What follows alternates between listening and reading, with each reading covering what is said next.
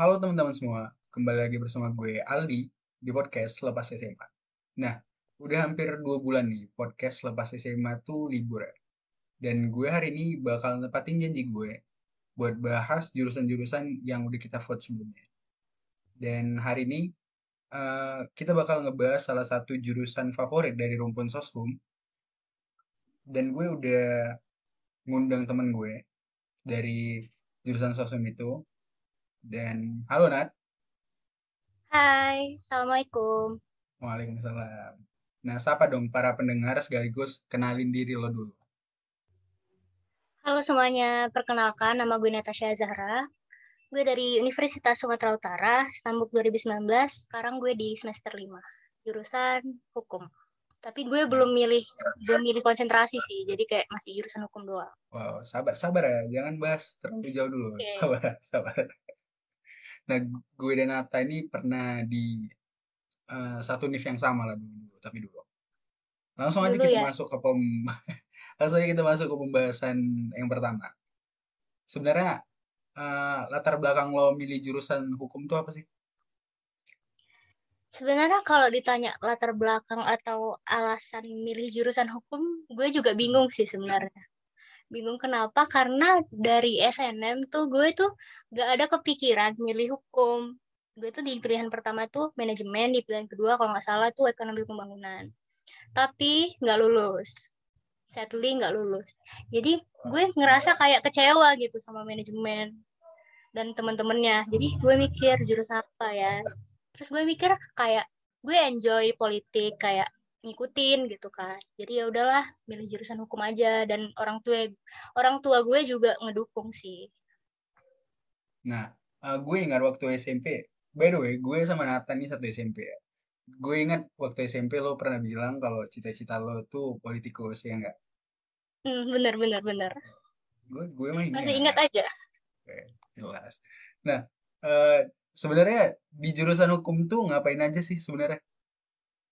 Kalau ditanya ngapain ya, itu luas banget sih sebenarnya. Ini ngapain ngapain apa ini sebenarnya? Apa? Lebih Eh, spesifik dong. ngapain maksudnya ngapain itu belajar apa, belajar tentang apa, konsentrasi ilmunya itu eh, kemana gitu. Kalau konsentrasi ilmunya itu kalau di hukum tuh ya terbagi. Kalau di univ kami itu ada beberapa departemen.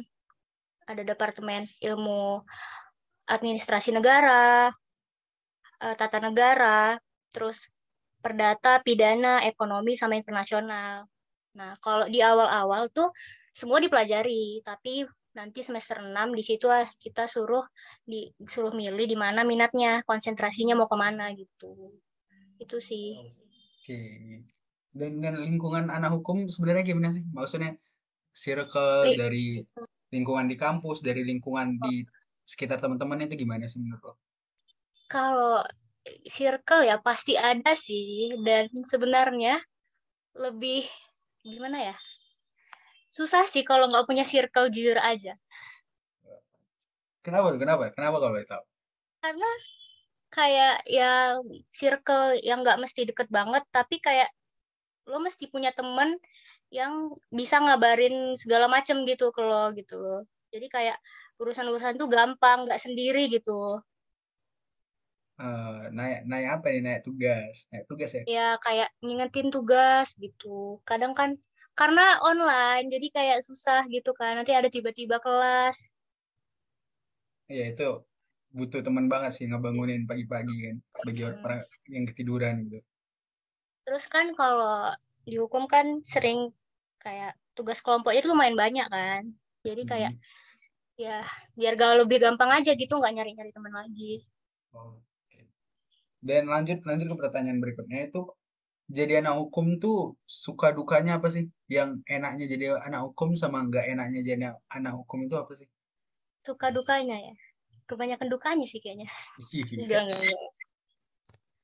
Kalau sukanya kita jadi lebih kritis sih sebenarnya. Setelah aku ngerasanya ya, kita jadi lebih kritis. Kita jadi nggak gampang kemakan hoax atau berita-berita bohong gitu kan. Jadi kayak lebih kalau misalnya dapat informasi, kita tuh nggak langsung telan bulat-bulat gitu loh. Jadi kayak dipikir lagi dari berbagai perspektif gitu. Oke, jadi Dan bermanfaat kan banget ya. iya, dan ilmu hukum itu kan kayak apa ya? Ngikutin perkembangan zaman gitu. Jadi kayak harus tahu informasi yang lagi up to date sekarang gitu. Jadi kayak lebih lebih up to date aja lah gitu. Oke, lebih up to date.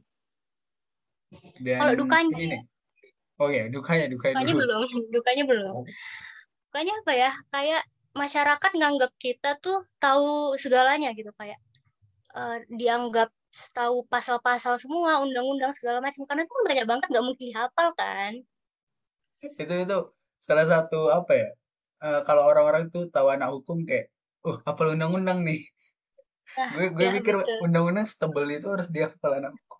Nah, itu masih satu undang-undang. Undang-undang itu banyak kayak undang-undang tentang perkawinan, tentang agraria, pertanahan, segala macam. Nggak mungkin dihafal kan. Satu undang-undang itu bisa sampai ratusan pasal gitu. Oke, selain itu apa lagi dukanya? Kan tadi bilang Makanya, banyak banget dukanya. ya kayak apa ya, nganalisis kasus itu paling sering sih. Analisis putusan, buat resum, buat paper, itu sih yang kayak pusing gitu. Wow, kedengarannya sulit ya. Langsung Ya aja, begitu. langsung aja. Eh, Stigma anak hukum yang stylish itu berlaku nggak di kampus lo? Biasa setahu gue ini anak-anak hukum tuh kalau soal fashion tuh jago-jago. Itu berlaku Hmm. nggak sih di kampus lo? Kalau selama gue ini ya, satu tahun semester satu dan beberapa bulan di semester dua, karena setelah itu kan online kan. Oke. Gue lihat sih anak-anak hukum di kampus gue stylish dan Ya. gimana ya, yang nggak stylish pun ya at least mereka rapi gitu. Gak ada yang urak-urakan gitu, nggak ada. Wah, nggak kayak anak apa ya? Anak teknik ini. Kok nyebut merek ya?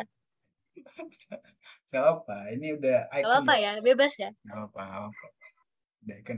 Sama Dan yang sama gitu. prospek kerja dari jurusan hukum tuh apa sih kalau boleh tahu? Kan udah Prospek semester kerja. semester 5 nih ya. Ah, iya. Itu kan Mm-mm. udah mulai tahu lah bakal kemana gitu. Jadi prospeknya tuh kira-kira apa sih? Prospek kerja tuh kalau di hukum, di jurusan hukum tuh luas banget sebenarnya. Kan orang-orang tuh taunya kayak jaksa, Pengacara. hakim, pengacara, notaris, itu doang kan Nah, yang masyarakat biasa tahu gitu. Sebenarnya luas kayak jadi legal konsultan, HRD di perusahaan gitu. Pasti butuh kan HRD. orang-orang bisa, bisa HRD. Anak hukum bisa jadi HRD. Ah, legal staff di perusahaan gitu. Legal konsultan. Jadi ini juga bisa kerja di kedutaan, Keduta. perusahaan Itu besar. kalau I see. Mm-mm. Oke. Ini ada lumayan banyak pertanyaan dari eh, teman-teman selepas SMA. Ada beberapa sih. Nah, kalau bisa dijawab silakan dijawab. Kalau enggak, ya cukup tahu lah. Mm-mm. Oke. Ini pertanyaan yang biasa ditanya semua orang sih. Di jurusan hukum tuh sebenarnya susah nggak sih? Susah. Eh, Sebenarnya tergantung orangnya sih, kayak tergantung pribadi masing-masing. Ya, aku ngerasa susah-susah gampang sebenarnya. Susah nggak? Dibilang susah juga enggak, dibilang gampang juga enggak gitu loh. Tapi Ya, kalau jalanin dari aja gitu. dari kata susah-susah gampang tuh susahnya ada dua ya. Berarti kebanyakan susahnya. Iya. Lebih karena bacaannya tuh banyak banget. Iya memang gue udah pernah bilang kalau semua kan kalau di sosum tuh lebih banyak itu kayak penelitian, maksudnya penelitian kasus gitu kan, atau Hmm. bikin laporan-laporan dari buku atau jurnal segala macam. Sedangkan di rumpun saintek itu kebanyakan dia laprak atau laporan praktikum atau praktek. Jadi ya gitulah plus minusnya jurusan saintek sama sosum. Iya. Ya, setiap jurusan kan ada ininya, Hmm. keluhannya masing-masing kan. Nah ini ke pertanyaan kedua. Perlu ngehafalin semua undang-undang atau pasal nggak? Enggak. Dan nggak bakal bisa juga. Ada nggak Karena sih anak ada nggak sih anak hukum atau teman lo yang memang hafal undang-undang atau pasal? Kalau ini undang-undang sih mungkin banyak ya kalau undang-undang karena kan cuma 33 pasal tuh kalau undang-undang. Ya kalau kalau undang-undang dasar tuh kan cuma tiga puluh Oh, tiga undang-undang. pasal. Iya, oh, undang-undang dasar. Kalau Itu UU seriusan, kayak seriusan ada yang berapa? hafal undang-undang dasar? Ya kan dikit sih Pak. Ya pasal satunya doang sih rata-rata ayat Oh, satunya. nah lanjut ke pertanyaan berikutnya. Matkul terseru dan terbosenin versi lo di jurusan hukum apa sih? Kalau versi gue selama di 5 semester ini yang seru itu lebih ke hukum acara karena kita lebih ke apa ya? Belum prakteknya sih, tapi kayak ngelihat gimana tata caranya gitu. Kalau misalnya hukum acara pidana tuh kan. Hmm, Jadi misalnya mulai dari penangkapan, penahanan, oke. penyidikan, penyelidikan, semua itu kayak dipelajari gitu. Jadi kayak seru aja. Itu langsung ke lapangan nggak? Enggak. Enggak, belum. Kalau di Oh, semester ini kan masih hukum acaranya aja. Nah, di semester depan itu klinisnya. Nah, di oh, sanalah kita berpraktek mulai dari ya di situ lah banyak sidang-sidang gitu. hmm, Sidang-sidang ece-ece gitu loh. cek, cek itu pura-pura ya. Ya, iya, sidang bohongan. Nah, kalau yang terbosenin apa tuh? Terbosenin. Terbosenin apa ya? Kalau terbosenin aku tergantung ini enggak sih dosennya Eh, sebenarnya. Kalau aku kok kemarin tuh enggak, bukan, hukum agama. bukan, bukan terbosenin sih, lebih ke Oh, susah lah, lebih ke susah, susah. susah ya, lebih ke susah. Iya. Hukum agraria kemarin tuh aku sulit paham sih. Sulit paham juga Hukum hukum agraria. itu jenis hukum macam apa? Hukum agraria itu tentang pertanahan. Oh, apa ya? Warisan ya, warisan tanah ya.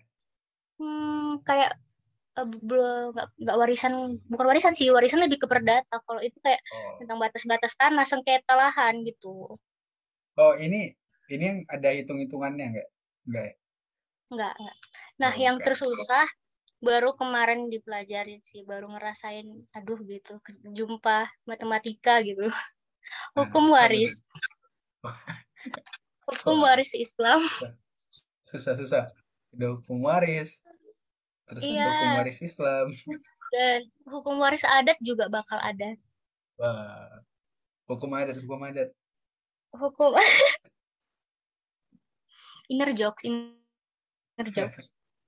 Di jurusan hukum nerima lintas jurusan gak sih? Ada nggak sih teman lo yang berkhianat dari jurusan di SMA tuh IPA, terus Banyak, pas kuliah tuh anak hukum jadinya? banyak. Karena apa ya? Lebih enggak, Rata-rata tuh lebih kenapa? lebih banyak lebih banyak yang dari soshum sendiri atau dari saintek pas SMA ya? Kalau lebih banyak sih lebih banyak yang IPS ya dari Soshum Oh ya. iya. Tapi hampir imbang sebenarnya sih. Perbandingannya kayaknya tuh 60-40 lah gitu. Wow. Rakus rakus sekali anak IPA ini ya memang Dan ya. ini anak IPA nih, tolonglah. Udah Nggak apa-apa. SMA udah SMA paling banyak.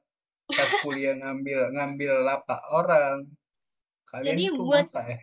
karena sebenarnya hukum itu kayak apa ya? Rata-rata sih pelarian anak linjur nggak sih? Iya, iya. Kan kebanyakan. Hukum, nggak tahu ya. Ini sepengetahuan gue. Hukum, ekonomi, akuntansi, manajemen itu top jurusan pelarian anak Hmm, IPA. iya, iya. Karena untuk penerimaan mahasiswa baru di jurusan hukum kan juga banyak kan di setiap Hmm. universitas. Nah ini ada pertanyaan agak agak aneh, nggak tahu bener atau enggak. Harus punya laptop nggak sih? Enggak, eh ibaratkan, ibaratkan ini offline lah, offline. Tatap muka. Anak hukum harus punya laptop nggak? Kemarin gue pas offline sih nggak mesti nggak mesti punya laptop. Tapi bakal kesulitan juga nggak tergantung kitanya sih bisa manfaatin gadget yang kita punya. Sebenarnya juga dari HP bisa. Kalau mau bikin makalah atau paper kan bisa dari HP, dari Iya, tapi Microsoft tapi Word. bakal bakal ribet banget sih kalau Bakal laptop. ribet, iya. Nggak Tapi nggak harus, wajib, tapi nggak harus. iya nggak Tapi harus, bakal nyari sendiri. tapi kayaknya sangat-sangat Iya. diharapkan untuk Kalau dibeli sih. kalau memang Itu bakal bantu banget. apa eh, kan nggak mesti yang spesifikasi yang gimana-gimana kan. Laptopnya Iya, juga dipakai untuk yang anak simple-simple hukum nggak doang. perlu laptop gaming dong, nggak Nggak perlu, perlu. Nggak ada AutoCAD nggak ada. nggak ada. Anak hukum nggak tahu AutoCAD. Oh, belum teman saya sering curhat soalnya. Wah, wah siapa tuh? Itu temennya pasti Apa anak tuh? teknik sih. Oke, lanjut lanjut aja. Oke, Lanjut. anak hukum di USU tuh ambis-ambis nggak sih? Anak hukum di apa? Di jurusan lo lah, ambis-ambis nggak? Ambis. Dibilang iya. Ya ada yang ambis banget, ada yang biasa aja, Oh ada berarti yang sama nggak pedulian juga sama ada. sama sama kayak apa ya berarti? Kayak SMA dulu ya. Iya, iya. Ada yang cepu nggak? Ada yang cepu nggak? Di kelas gue sih nggak ada ya, Wah, aman-aman aja sejauh ini. udah. Oh ini nih. Ini beberapa orang juga sadar sih. Apakah mayoritas hukum itu orang Batak? Hmm, di univ gue ya, karena kan ya base-nya di Sumatera Utara kan. Hmm. Jadi ya kebanyakan bermarga semua Wah, rata-rata. Tapi banyak juga kok yang nggak bermarga. oke. Jadi Ya, jadi ya jangan orang ya, yang apa jangan itu ya. mahasiswa-mahasiswa yang dari Pulau Jawa juga yang bermarga juga gitu. Wah, Yang orang Batak gitu. tidak membantu ya. Iya, jadi sama aja gitu. Nah ini. Tadi kita bakal bahas hukum apa ya? Ekonomi Islam ya tadi. Ini Mm-mm. ada yang nanya. Hukum ekonomi Islam itu kerjanya kemana kira-kira? Hukum ekonomi Islam. Gue rasa kayak bisa di bank syariah juga bisa, di asuransi syariah, di pengadilan agama juga bisa. Pokoknya yang agama-agama gitu yang syariah gitu. Wah, syariah. Ya, jadi yang ngambil fokusnya ke hukum ekonomi Islam itu masuknya ke syariah-syariah. Oh ya, lo kan masuk lewat lewat jalur SBMPTN nih.